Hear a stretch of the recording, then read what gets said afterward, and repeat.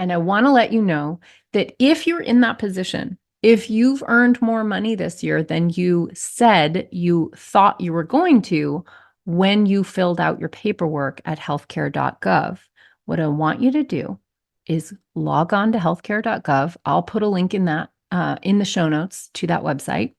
It's the Marketplace Health Insurance site, federal.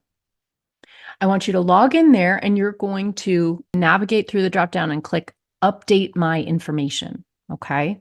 And you are going to update the information on you're going to modify your application and you're going to look at your numbers right now, see where your income is and adjust it, right? If you said you were going to, be earning, I don't know, $6,000 per month, and now it turns out you're earning $8,000 per month, you want to put that update into the system.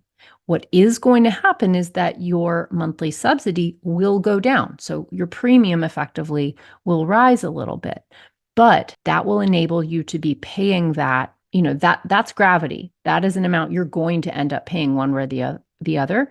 You could start paying it in small chunks right now each month before tax time, rather than getting hit with a big tax bill on tax day.